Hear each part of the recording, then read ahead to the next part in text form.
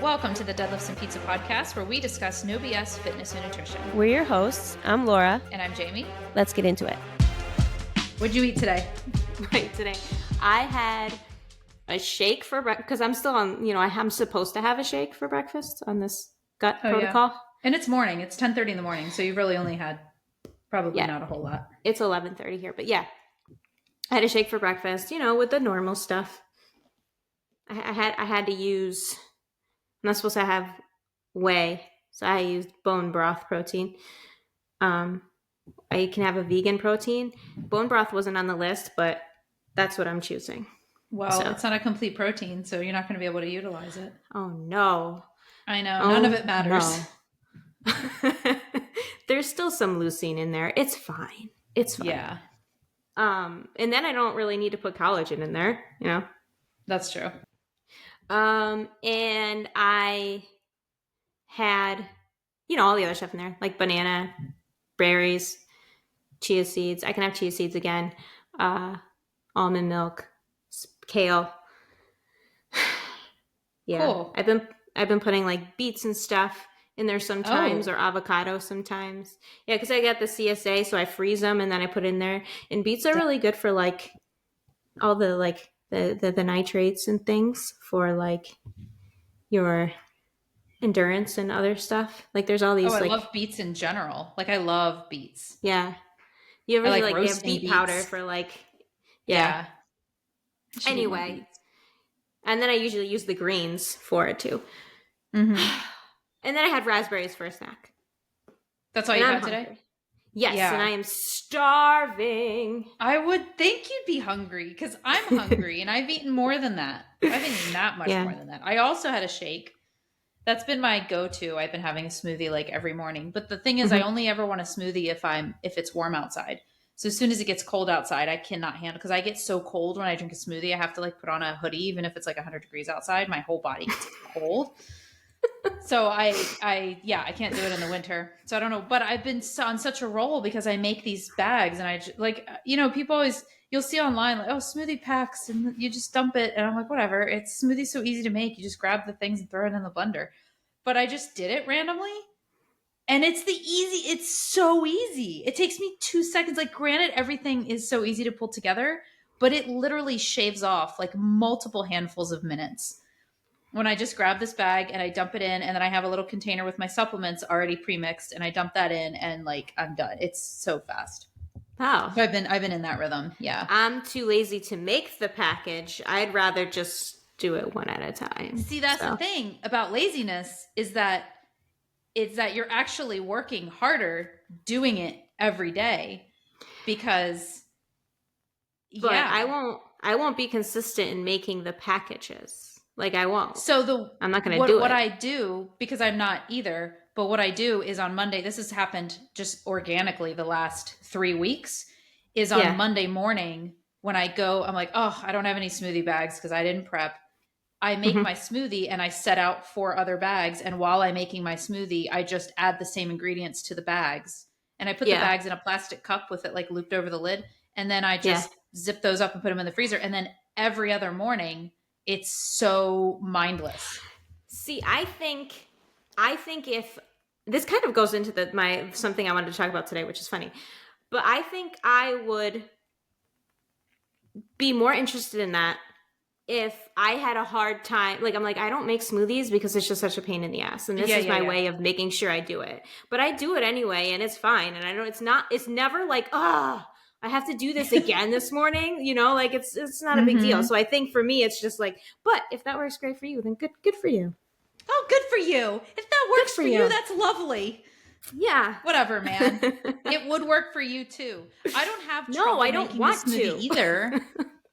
It's just, I was thinking while I was getting everything out, I was like, I just got everything out yesterday, and you get all the supplements out and you scoop the thing, and it just saves so much time. I can't believe how much time it saves. It's so quick. And then there's always, and maybe this isn't you, but there's always the voice in my head that goes, once I start the process, I'm like, but do I want that today? Is there something else I could eat? What else would I want? Do I feel like, and then this takes that away. Cause I'm like, oh, it's already ready. It's already done. Nope. I just have the smoothie anyway. And, I don't know. And then I'm also somebody who likes choices. And Not me. so like if I make it and then I'm like, well, today I want to put this in it and not that, you know, I want to make it a little different today and use this instead of this and this flavor and whatever. If I pre-make it, I mean, it's not a big deal. It would just stay there and I would use it a different day. But I don't know. Just, it's not a big deal for me to make a smoothie. It takes me like 5 minutes. It would only take you 1. I don't care. 4 minutes. I don't care about what I could do in 4 minutes. What am I going to be doing? Listening to a podcast? I don't know what I'm doing. You know, 4 minutes, 4 days a week. Wow. That's a lot of minutes. Wow. It's like I could make my bed during that time. You get your life back. I get my life back. It's like, you know, when people say, you know, make your bed in the morning. I would have time to do that now. Do you make your bed in the morning? No, I think it's stupid. I'm just going to get back in it at night. Yeah. But that's funny. You know, to each their own. If you make your bed, whatever. You've got to throw in that non-judgmental ending to it. Every time. Freaking stupid. But if you do it, no judgment. Which is so funny because today, I think that's wonderful. Today, some of my topics are super like judgmental. No, because it's not judgmental, but it's opinionated and controversial, and certain people might get a little offended. Cool. I'm excited. Yeah. Well, I'm telling you, the smoothie hack for me right now is the new best. I'm so happy about it, and it's very exciting. And I have a little bowl of cereal. I'm obsessed with this one cereal called Heritage Flakes. I don't know what it is. I just love them. So I have a little bowl of that. And I'm very hungry. I've also been pretty regularly having a half a PBJ around that as well. Like as soon as I've done my smoothie, I'm like, I still want to eat. So I go have half a PBJ. I haven't had peanut butter and jelly in forever, but I've made it for Caleb, and we have this thing that it like cuts the outside off to make it like a uncrustable kind of. Yeah, and it's like in a circle, and it kind of like seals. I don't know, but it makes the it really. Uncrustables. Haven't you seen? Is that those? What it is? No. Yeah, they sell those in a package. Oh, it's a peanut butter and jelly sandwich that has been pressed and sealed around the edges. So yes, it makes it like that, and then I don't want to waste the edges. So I eat it, and I'm like, oh my God, peanut butter and jelly together. Who invented this? It's so good. You know, they don't really do that in like any other country. It's a very American thing. And it was funny when we were in Germany, like our kids went to German school, and it was such a topic of conversation with parents and stuff, because it was so odd that you would pair peanut butter with jelly and then put it on a piece of bread. It was like, does it taste good? I was like, yes. Well, we wouldn't do this if it wasn't delicious. Like, but it was not. They did Nutella. That's funny. Nutella sandwiches. Okay. That's gross to me. Like just putting in a sandwich, like too much. That's too much. Delicious. No, that's like sounds too sweet for me. But when I was a kid, my mom would make the Fluffernutter ones. Oh, so gross. So gross. Wait, isn't that like with marshmallow? Yeah, it's like marshmallow. Yeah. Ew. I have a very weird, like vivid memory of being at my dad's, and my dad packed me lunch, and I only saw my dad like a couple times a year because we lived in different states and divorced and all that stuff. And he packed me lunch for whatever I was at. It must not have been school. I don't know where I was. He packed me lunch for something, and I opened it up, and I was like horrified, and I went and tried to throw it away, and a monitor person stopped me and was like, you have to take that home. And you can't throw it away. Like your parents have to know you don't like that. And when I got home, he was like so offended, and he couldn't understand why I didn't like what he packed. And it was a butter and jelly sandwich, like just straight up. Which honestly doesn't sound that weird now that I'm an adult. I'm like, you have toast with butter and jam on it. Why is it that much different than a sandwich with butter and jelly? It's just not toasted. Yeah. But I was like, I don't put them together at the same time. You're biting into cold butter, and he layered it on like it was peanut butter, like nice thick. And I was like, oh, man, who does this? Yeah. When I see Wayne Buttle. When I see him butter his bagel, that's where the L came from. When I in the morning, Wayne Buttle, baby.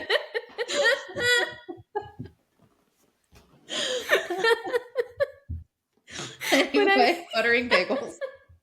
when I see him butter his bagel in the morning, he just doesn't stop. He just keeps putting more on and keeps melting into the bagel. So every time he eats it, it's like soaked with butter. I'm like, what? Like, no.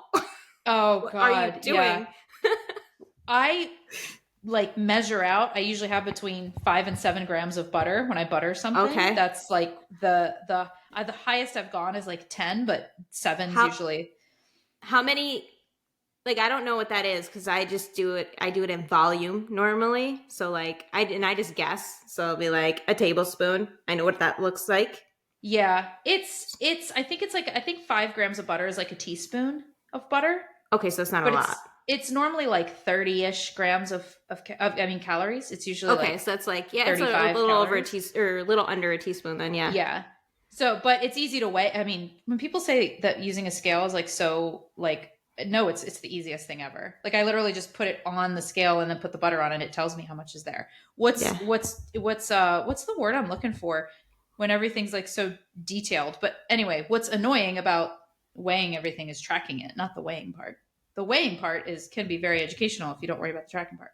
But 5 to 7 grams of butter, but it goes so fast. You have to be really like quick because as soon as it touches it, it melts. And you have to go like real quick and spread it all. Come and get it everywhere. Yeah, that's not a lot of butter. He probably puts like a full tablespoon on there. It's just like, what are you doing? If you get good butter, if you get Kerrygold butter, I can literally taste the butter itself. If I get any other butter, I can't taste it. I would want to put on a tablespoon because I'm like, I don't know the difference between this and the bagel by itself. I don't know what brand we get. Kerrygold butter is so good. And it's like bright yellow. It's not like that pale yellow butter usually is. It's like rich, deep yellow. And it's so delicious that just 5 to 7 grams changes the flavor of whatever I put it on. Is it supposed to be dark? Like, is it supposed to be dark yellow? Well, it's one of those butter, you pay more for it because it's like, I don't know, it's like Irish cows. Like, I don't know. Okay.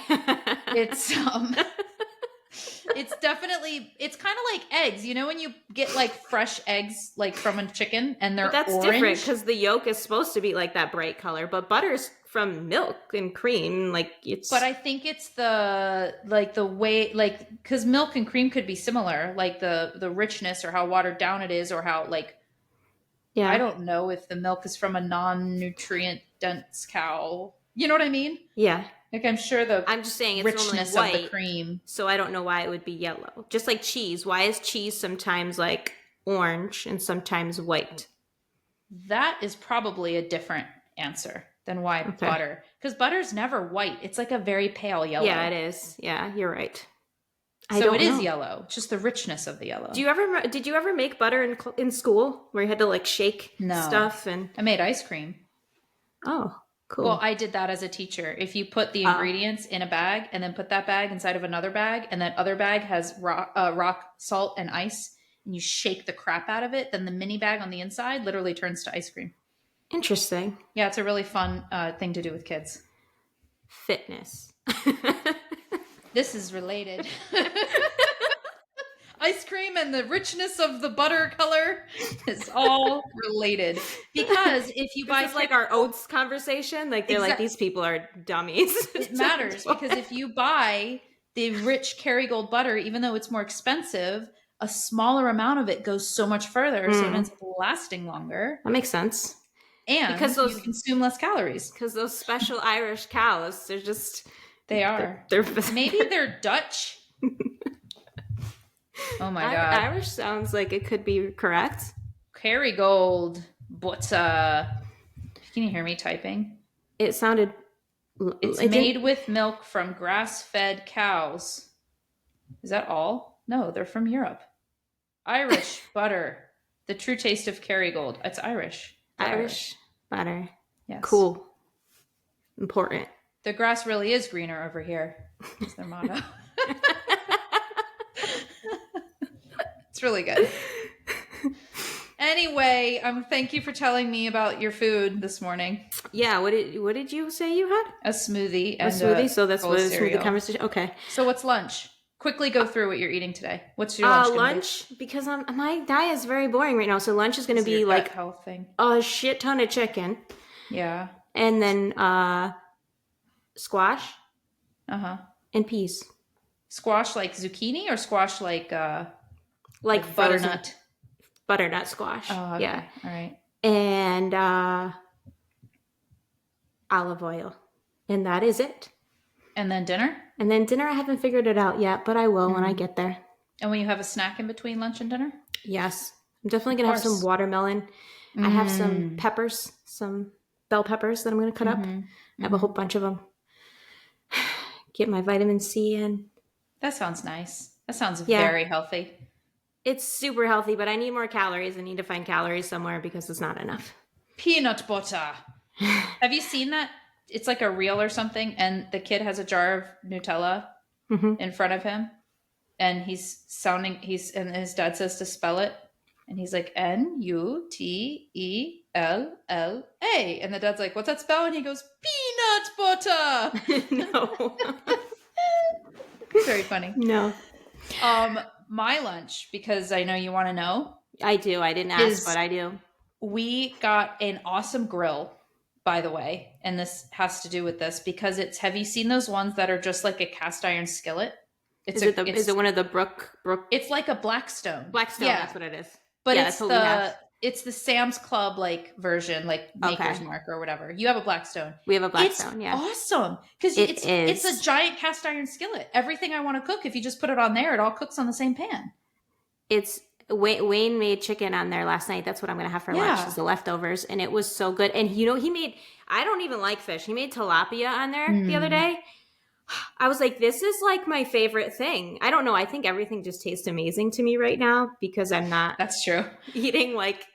Put a little lemon and Kerrygold on that tilapia. Some salt. I can't have the butter right now, but I put the same seasonings on everything. It's like the same ones: paprika, chili powder, salt, pepper. Normally, onion and garlic powder, but we couldn't use those because I can't have those.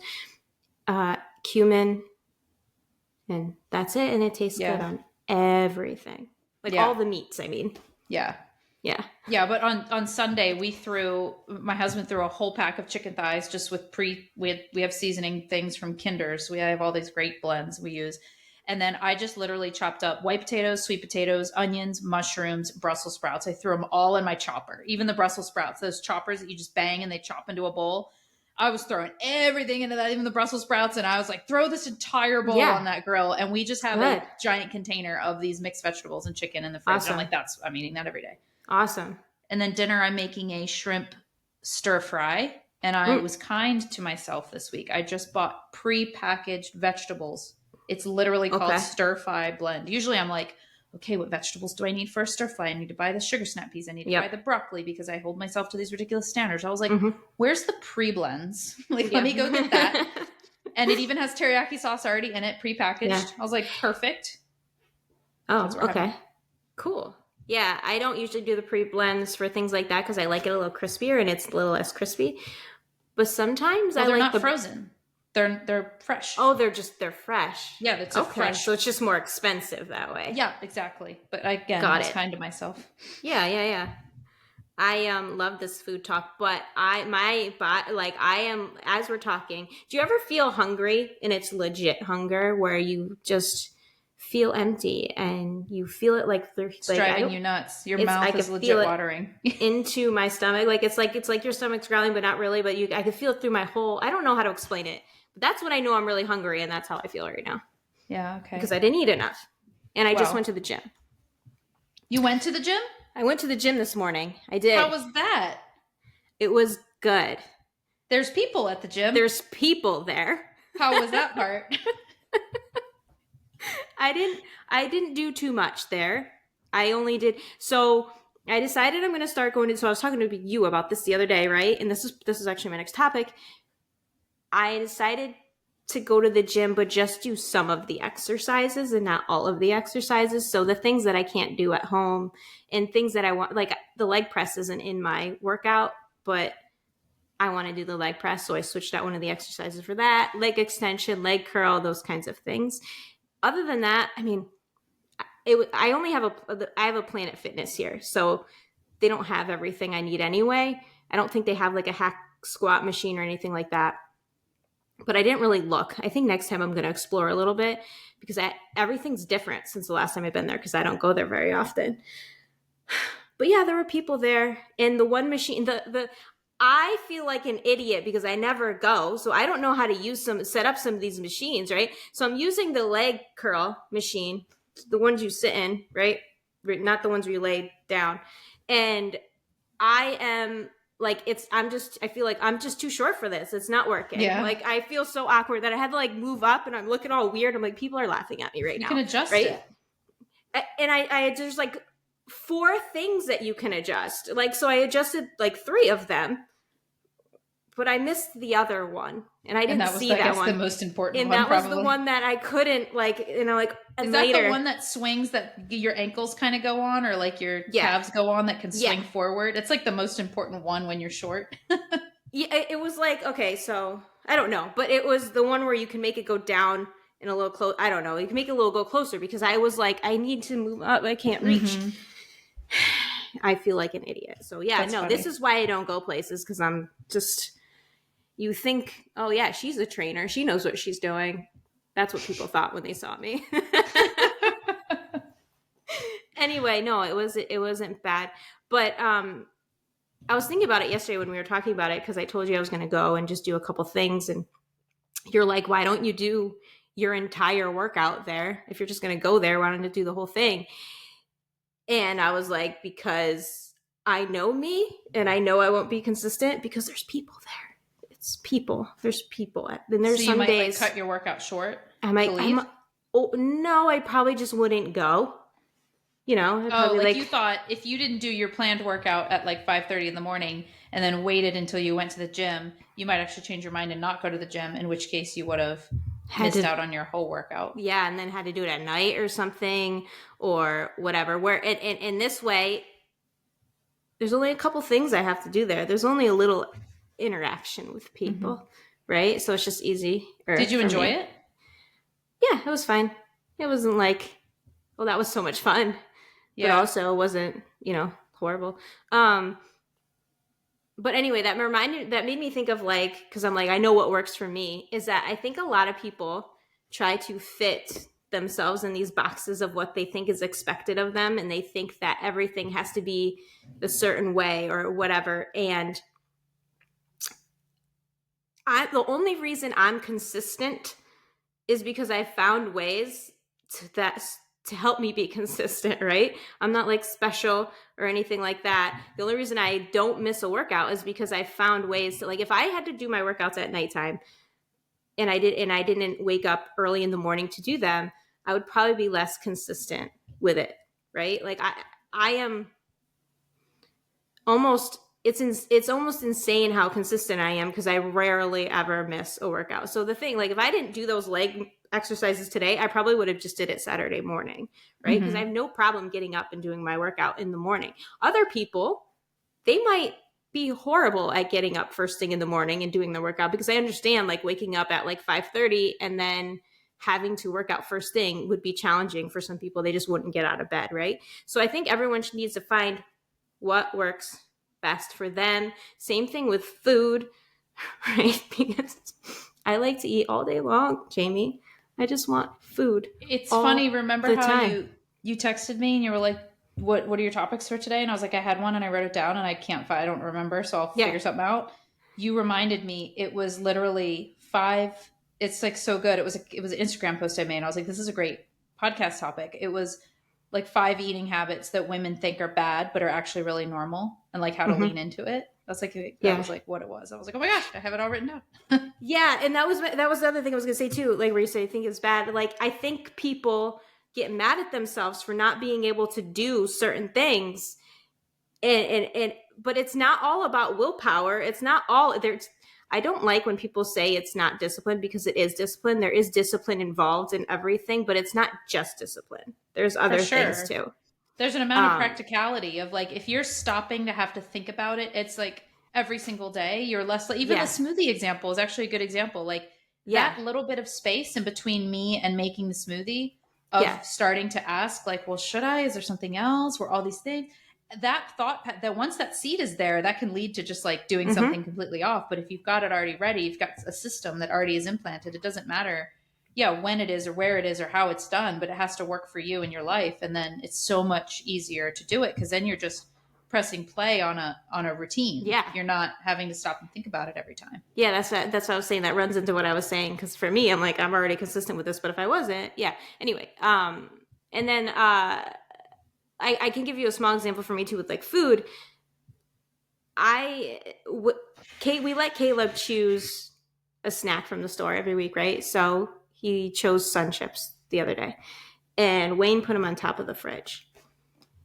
There cannot be food on top of the fridge because I see it all the time. The kitchen is very exposed. I see everything in the kitchen. I'm always walking in the kitchen. It's there. And if I see it, I want it. It doesn't matter if I want it or not. I want it because I see it. Yeah. And if it's out of sight, out of mind, I don't want it. Right. So the only thing I did was I put it in the pantry on the top shelf, which means if I go into the pantry, I would need to get a stool and go up there and grab it, right, to get it. But if I'm in the pantry, I'm less likely, I don't go in there as often. And if I'm in the pantry, I'm most likely looking for food anyway. So there's so many other choices and other things that I want to eat that I'm not going to grab the Sun Chips. So just that simple like change that isn't really that big deal can make a huge difference so that I don't stuff my face with Sun Chips. And I normally don't stuff my face. What it would be like me grabbing a couple and then me grabbing a couple again later and then me grabbing a couple again later. Totally. Right? Yeah. I mean, we have, as soon as you open our pantry doors, the tortilla chips are right in the center of the middle shelf. So it's literally like chin level. Like it's the exact space that you would look as soon as you open those doors. And they just have a little clip on them and they're right there. And yesterday there was 3 to 4 separate times where my hand went in that bag and got out like a couple of chips. Yeah. And like you said, I'm allowed to have chips. This isn't about like I shouldn't be eating chips, but it's the mindlessness of it being there. And if all I do is move it to the top shelf behind the protein powder, then I have to move the protein powder and I have to be very intentional about getting it. Yeah. So I gotta move the chips. And that's part of it too. Like even we need help with things. Like even we, like it doesn't come it's hard for everyone, right? None of this is easy for anyone. You just have to find, what works best for you. 100%. And find strategies. Can I give my things of eating habits you think are wrong but are actually normal? Definitely. So one of them was snacking between meals. And you kind of hit on this. Oh, I do that all the time. You don't have to just eat your breakfast, lunch, and dinner. No. And actually another one that kind of fits into this is like I'll have clients who are constantly beating themselves up because they can't eat a normal meal at work. And they'll be like, I just get so busy and then I forget to eat my lunch and then I get really hungry. So then I run to Panera or whatever. Like these things are happening and I'm like, have you ever thought about just leaning into what your life is like at work during the day? Exactly. If you can't fit an actual sit down meal, why don't you make like one of those adult Lunchables and just have multiple pack, like cubes of things that you can just snack on while they're like, oh my God, I feel like I shouldn't be snacking all day. I'm like, it's literally, it's like a meal. It's the same thing. Like if you took your 2,000 calories or whatever and just nibbled at it all day, it's still 2,000 calories. That's what I do because I'm always thinking about food. It just helps me. Yeah. So there's nothing wrong. And I say lean into whatever you feel like is a natural style. You can make it work. Exactly. Another one, this is a huge one, is like being hungry after work. I have clients all the time that beat themselves up because when they get home from work before they're cooking dinner, they're like, it's the after work before dinner, like binge fest where the chips were right on top of the fridge or right in front of your face. And they feel like they shouldn't be hungry in between. They should hold out for dinner. Like, do you know how incredibly normal it is at 3 to 4 p.m. time frame where you are just starving? Like, why don't we eat something at that time? Yeah, definitely. Which I was going to say, where did it come up when you were talking about? Oh, no, that was with a client I was talking to earlier. That wasn't you. I was going to say, that's so funny. I just got that mixed up. Before here, I was on a call with a client who's a 16-year-old girl and her mom.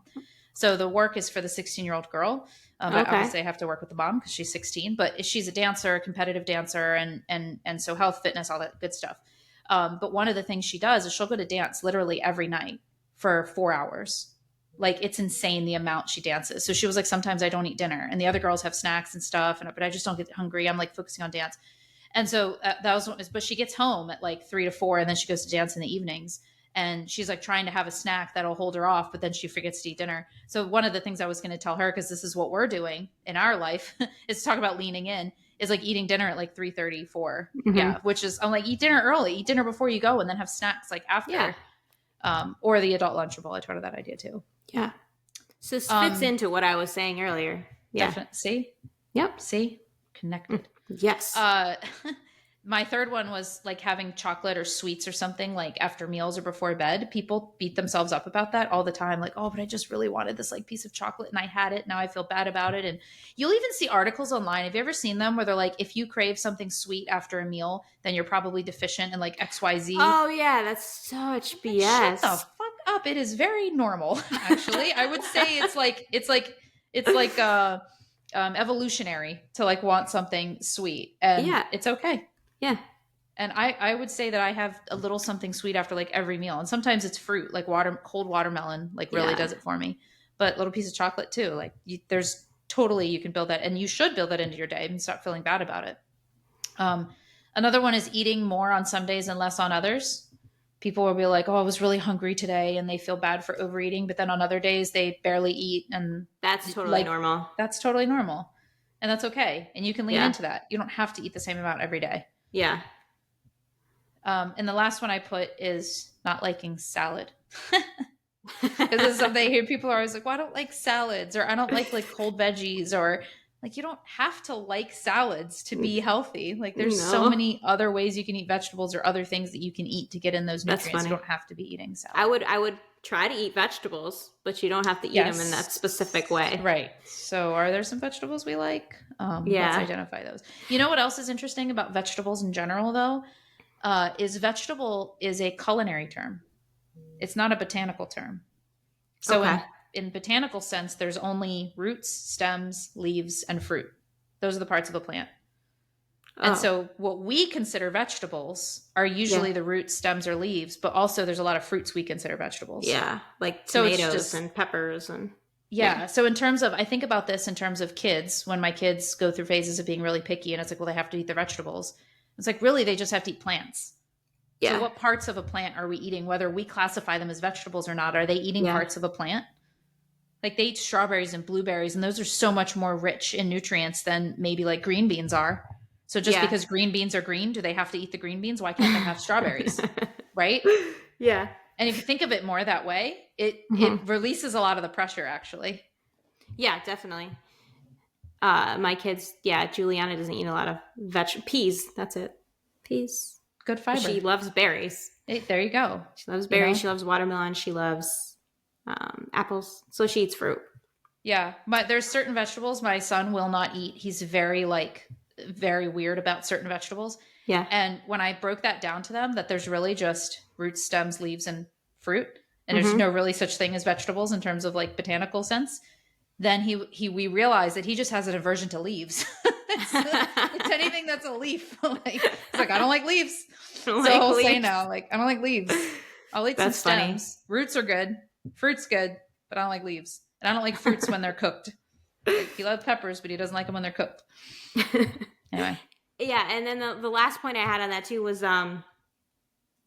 is and this goes back to what I was saying last week. Remember I was saying that like we went out to eat and I had that meal and it was so good and made me happy, all of that.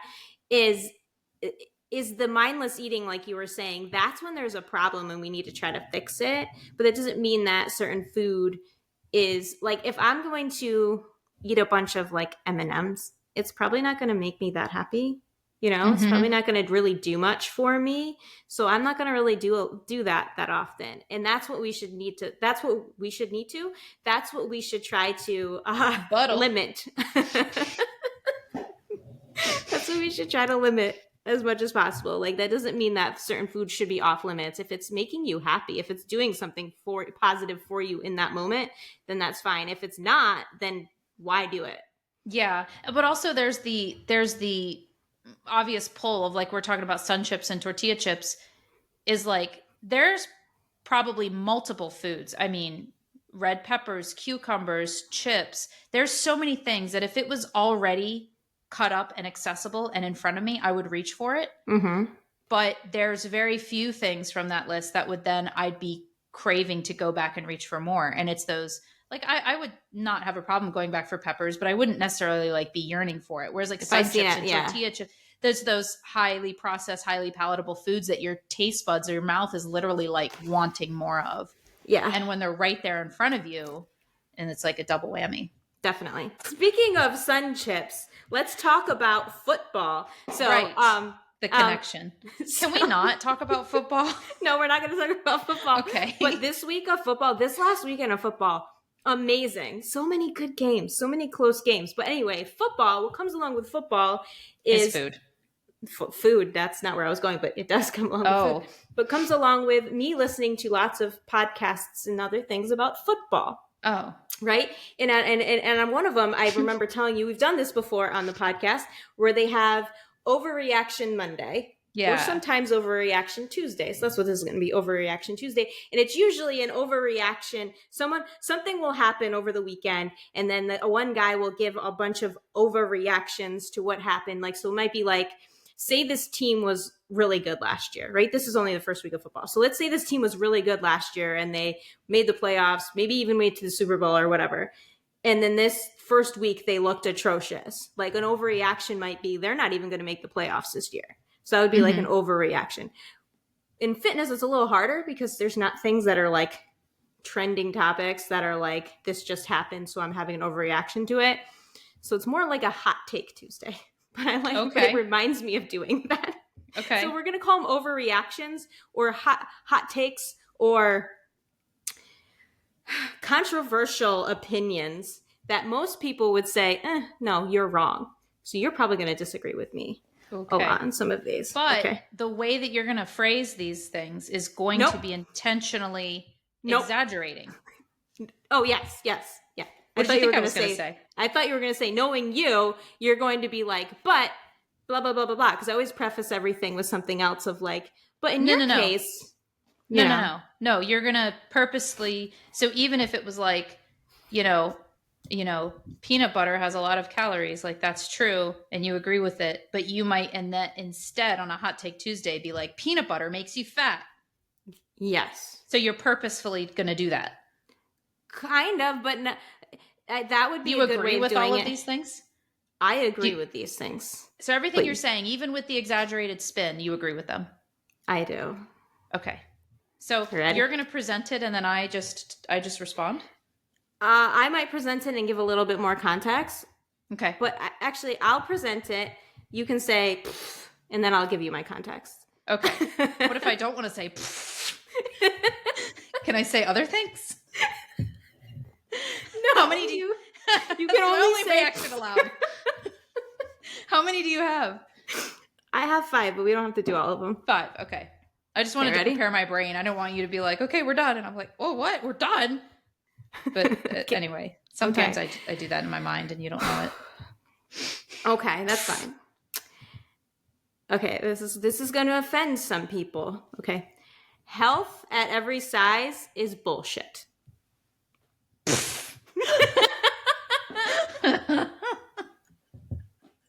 Now you can tell me whether you agree with that or not. You said you were going to give more context. I'm waiting. I will, but you can give me your initial opinion if you want to. I agree, actually. I agree. You agree? Okay. Yeah. I think there's a big gray zone there, but I think the pendulum swung way too far. Way too far. And that's the thing. I always say science doesn't care about your feelings. I think everybody in this society we live in, not everybody, a lot of people in the society we live in right now get very offended very easily because they think everything is an attack on them personally. When in reality, when you say this, it's not an attack on you. Like even if you are overweight, obese, whatever, this isn't an attack on you, who you are as a person, anything like that. It's just stating the truth that this is not true, that you're not healthy at every size, especially when you say every size. Like someone my height, if I was 300 pounds, there's no way that I'm healthy at 300 pounds. If I weigh like 70 pounds, I am also not healthy. So health at every size doesn't make sense. I think it was a way to make people feel better about themselves. and let people off the I hook. do think it was largely in response to feelings. I do think that it was largely in response to a lot of people in America being overweight, as well as a lot of people in America struggling with being overweight and all of the very real hurdles that they deal with that may feel impossible to overcome, but some may be very manageable. But I also think the benefit of the message, which again, I think it went way too far, and I don't like health at every size is not true. But we also had an issue with thinking that there was only like really one size that was considered healthy, when that's not accurate at all. Like that person could have cancer and be going through chemo, and just because they're very thin because of it doesn't mean they're healthy. Like that is such a mixed message. So I think it was kind of in response to both, but then it obviously went way too far. And there's a range, right? Like you don't need abs to be healthy. Even if you can have an extra layer of fat and some fluff on you and you can still be healthy. That's actually probably the healthiest to be. Not having visible abs and having extra body fat is probably actually your healthiest place to be. If we're talking about pure health. Yeah. Yeah. I mean, a man could have abs and I think it's probably fine. But a woman, not all women would be healthy with abs. Right. No. Exactly. I had one more point, but it disappeared. But cool. Yeah. I disagree that it's healthy to be any size. Maybe I'll go back to it because my brain will eventually go, oh, there it is. Sounds good. Okay. This one, I think this one I know you're going to disagree. I shouldn't say I know. I'm pretty sure you're going to disagree with me on this one. And most people in the fitness industry are going to disagree with me and say, you are promoting eating disorders, woman. Like, what are you doing? What are you saying? What are you doing? Okay. I'm at the edge of my seat. There is such a thing as good food and bad food. Oh, she went there. Oh. You know what's funny is I kind of agree with you. Do you? I do. Because I think we've had this conversation before and you disagreed. Yeah. Because I also disagree with you. Okay. Because I 100% hear what you're saying, and in like my own four walls, not even with my own four walls, when only my husband's ears are listening, I will use those words sometimes. Like, oh, that's bad. Don't eat that. Like I do. I think it's, again, one of those gray zone things. There are 100% foods that are good for you. There's no question about it. And there are foods that are bad for you. But where it comes with that bad for you is like, well, what about, okay, let's think mac and cheese is bad for you. There's nothing good in it. So I guess that's where I think it's more about the bad label, because it's not necessarily that eating it will do something bad. It's more so it's not good either. And eating too much of it could be bad. But what if eating it in that moment is good for your mental health?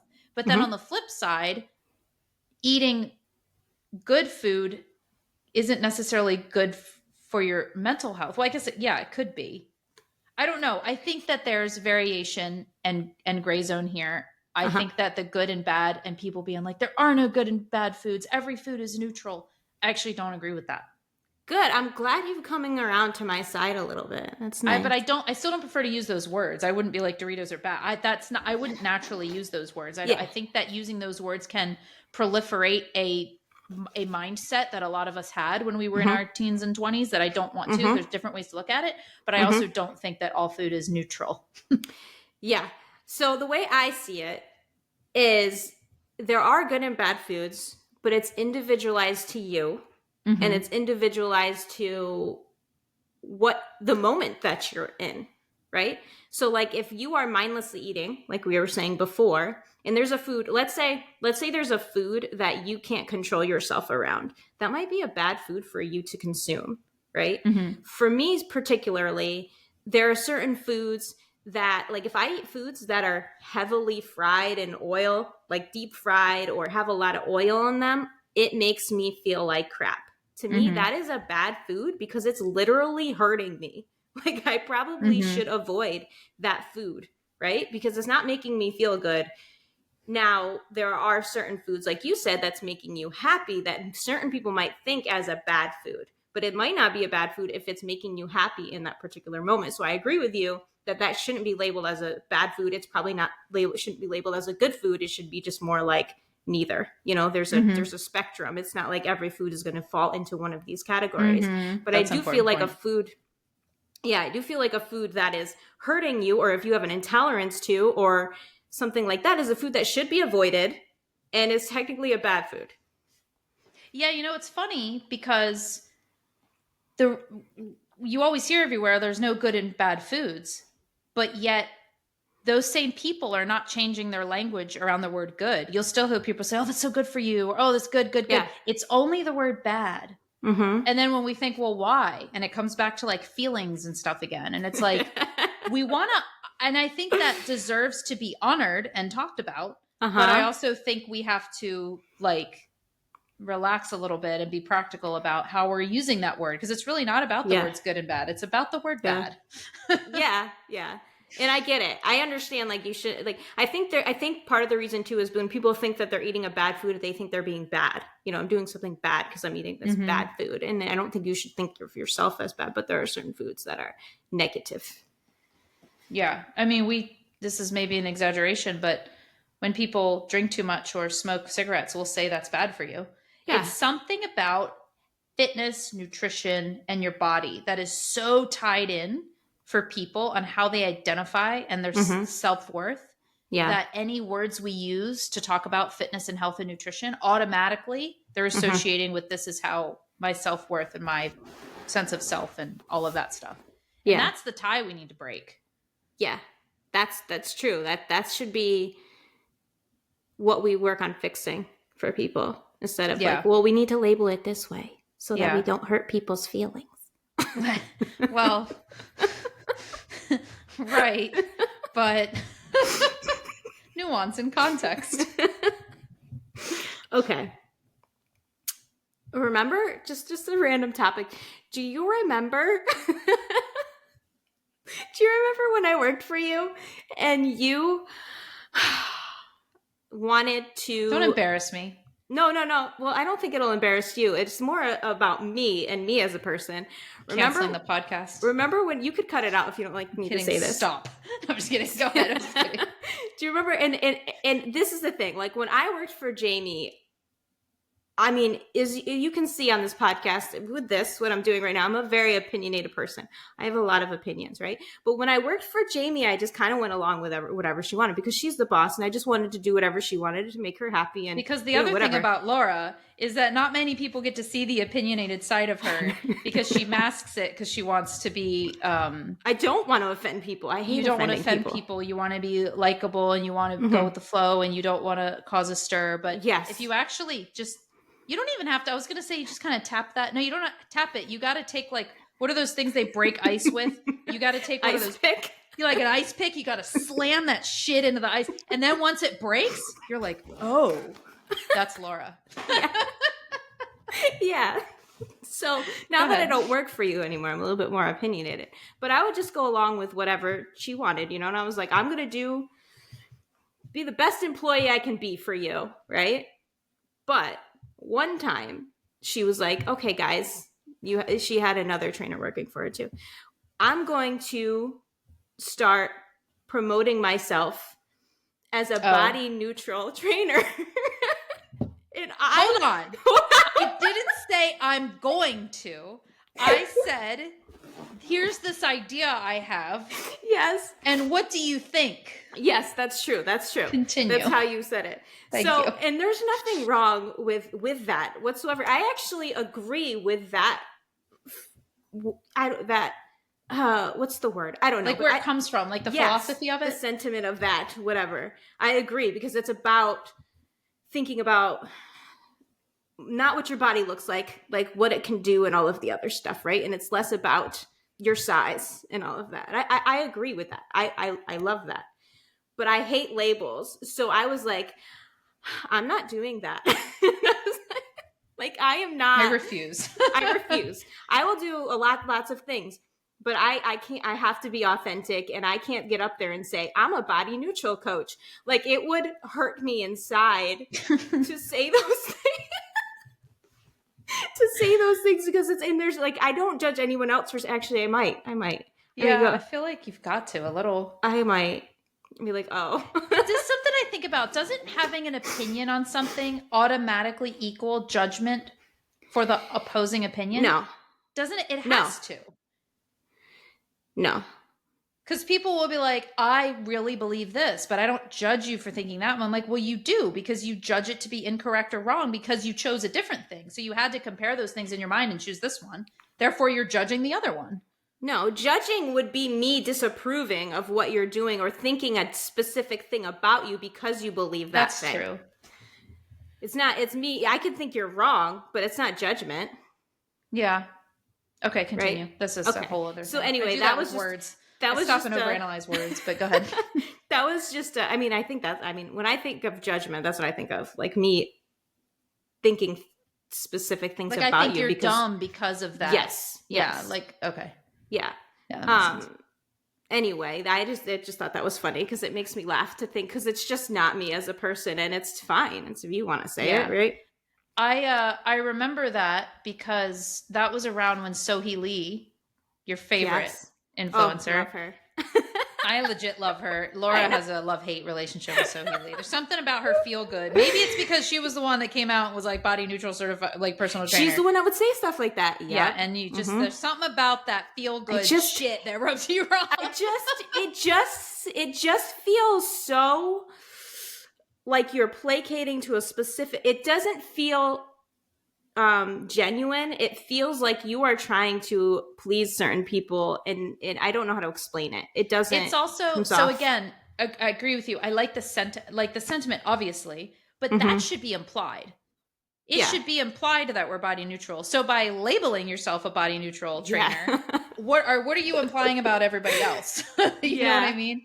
I hate labels as it is. Yeah, putting you in this like box. Anyway, well, I currently disagree with myself, but not as vehemently as you do. If all of a sudden it did become a thing to be a body neutral trainer or not, I would go into that category if it was like a thing. Yeah, I can see that. I wouldn't. I don't dislike Sohee Lee. In other words, like if people follow her, like I think she's a good follow. She has a lot of good information. Personality wise, she just doesn't. She's not my rubs you wrong. Yep. Sometimes I roll my eyes. Some of her stuff I love, and it's sometimes she makes me laugh, and other times I'm like, oh, there she is. There she goes again. This is something I think about and I talk to my kids about because there's people in life that you don't like based on things that they do. Like they have done X, Y, Z, and I don't trust them. I don't like them, and I keep my distance. And then there's people you don't like, and you don't know why. They just rub you wrong, and they didn't do anything, and they didn't say anything, and they're not judging anything. But a lot of people cannot disconnect those two. So if they don't like them just for personality reasons, they will look for it's like confirmation bias. Like they'll wait for them to slip up or do something wrong so they can prove their point. Like, oh, did you see that? And I think it's really important to understand because I've had people in my life before where I have been able to recognize, like, I don't like you. Something about you brings out the worst in me. When I'm around you, I feel like but it's nothing that you're doing. You are a fine person, but our energies are just colliding and I need space. You know what I mean? I wonder if that's what it is.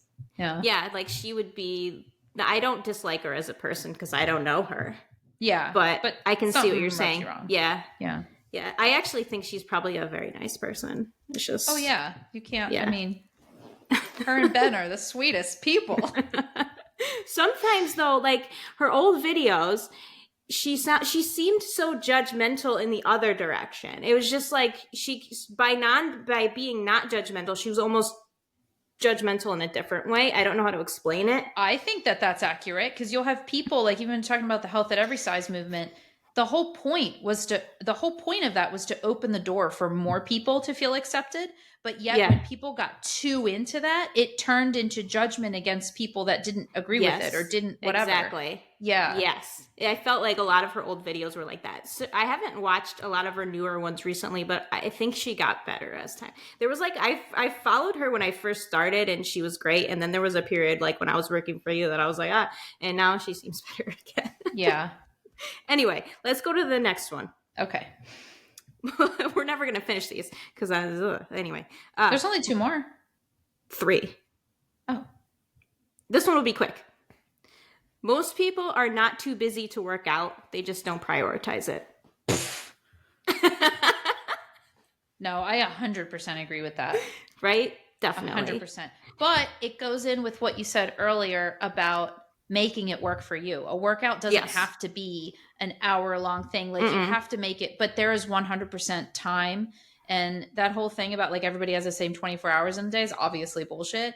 But there are ways to make it fit and work in your schedule. I always say most people because there's always an exception to the rule. There may be somebody that works like a ridiculous amount of hours a week and has 5 children and is doing everything and they just don't have the time. But majority of people, they do. Yep. They just don't prioritize. I absolutely think that people don't prioritize. And I coupled on with that. I truly believe that the more people just accepted that and said it out loud, this is not a priority for me, the more they would actually realize how uncomfortable saying that out loud was and abandoning all excuses and would actually make some changes. That goes into my next one. Cool. All right. People have a hard time taking accountability for their actions. Yes. And 100%. in our society now, and everything is somebody else's fault instead of looking at the choices that you've made. So I have this hardship in my life because of so-and-so, instead of me saying the choices that I have made have led me here. And there might be some things that are out of your control, but there are a lot of things that are in your control, and everybody has choices in everything. That doesn't mean you need to feel bad about your choices or get mad at yourself about them, but take accountability and don't blame everybody else for your problems. I think so. I think awareness of the things that are in and out of your control and not coupling them all together, and the things that you can't control. I like that phrase. It's not your fault, but it's your responsibility. You can't just outsource that and say, oh, well, this is the hand I've been dealt. So, oh, well, throw your hands up. Yeah. It's still your responsibility. Your health is still your responsibility, even if you have all of these limiting factors. And is it going to be harder for you than lots of other people? Yeah. But everybody deals with something that makes certain things harder for them than other people. And that's just part of what life is about. Yeah. For example, I have made stupid decisions in my life, like going to college and changing my mind 500 times. And so I am just almost done paying off my student loans that have been ridiculously expensive. It's been like a mortgage for years and years, right? That I've been paying, and it's finally almost paid off. But I know that's my fault, right? I made those choices and it was stupid, and I shouldn't have took out those loans and went to school. And it was, I don't know why my parents didn't make a lot of money. My mom didn't make a lot of money, but for some reason I didn't qualify for enough federal loan money. So I had to take out private loans and ridiculous interest rates. And I was dumb, and I'm paying for it. But I don't expect other people, another topic, to pay for my college because I made these choices.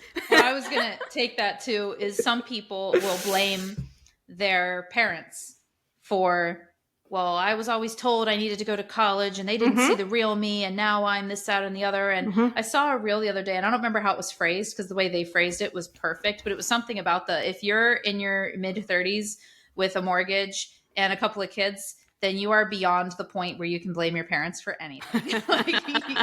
It is you now. This is who you are. Yeah. And I mean, and that's the thing. That's where you're there's kind of a gray zone, because we were told, go to school. They were basically told us, if you don't go to school, you're going to become nothing. And I don't want to be poor. I didn't want to. I grew up poor. I wanted to break that cycle. Right? So this is what I thought I was supposed to do, but that's still my choice. And I made that choice, and I should have did a little bit more research and realized, no, you can figure things out and you have time, and you're not just going to be nothing because you didn't go to school right away. Yeah. Right. And it's hard because you were being sent that message because people cared about you, and that's what they thought, and they did the best, but it still is. It might not be your fault, but it's now your responsibility. It's my responsibility. Yeah. And I think that health and fitness is, the same way. It's not your fault that you are an extremely low budget and you homeschool your 5 kids, which that's a choice. And that you all these things but it's your responsibility to figure that out. You can't just throw your hands up and say that these are all these excuses. There's ways that you can make it work for you. It doesn't have to look like everybody else, but. Exactly. All right. Last one. Ready? Yep. This one you're going to agree with me with. Okay. taking food dyes and seed oils out of foods isn't going to make Americans any healthier. Oh, fuck yeah. Sorry. That was the first time I used an F word. 100%. I swear too much. And on this podcast, I always have to be like, oop. Yeah. Anyway, yes, I feel like this is one of those things where same thing. Like, I feel like certain people on one side are mad that these things are even talked about. Like, they're mad that we even talk about dyes in foods, and that it shouldn't even be a topic because it doesn't do anything for the health of Americans, which I disagree with that side, because I do think for kids, like, there's lots of evidence that shows that food dyes can make kids hyperactive, right?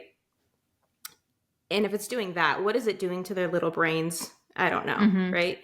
And then there's the other side that are like, we need to get all this stuff out of our food because it's the reason why we're unhealthy because of all this toxic food. And it's like, no, I think the reason we're unhealthy is because we eat an average of 3,000 calories a day and we don't move. Right. I mean, it's pretty simple, but we overcomplicate it. Or even like the idea of, even if we didn't get seed oils and food dyes out of our food, if you just started eating 90% whole foods, you would eliminate those from your diet anyway. That was my other point too. Choices. Yeah.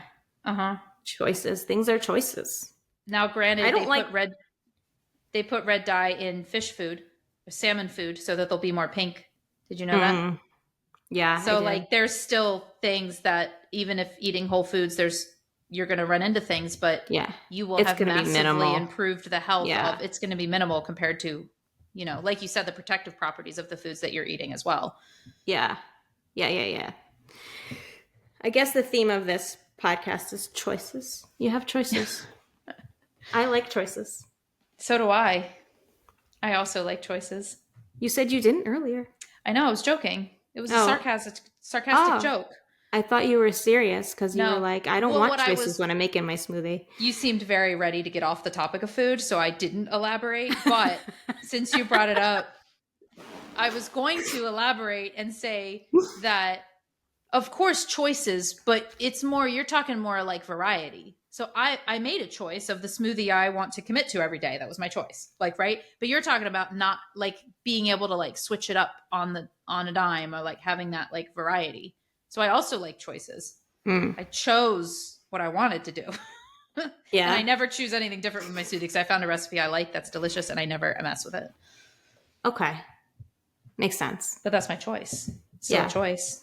I'm all about choices and freedom and autonomy and go America. Go. All right. Thanks for listening. Deadlifts and Pizza Pod. If you enjoyed this, please leave a comment, leave a 5-star review. It helps us a ton, and we will see you next week. Bye.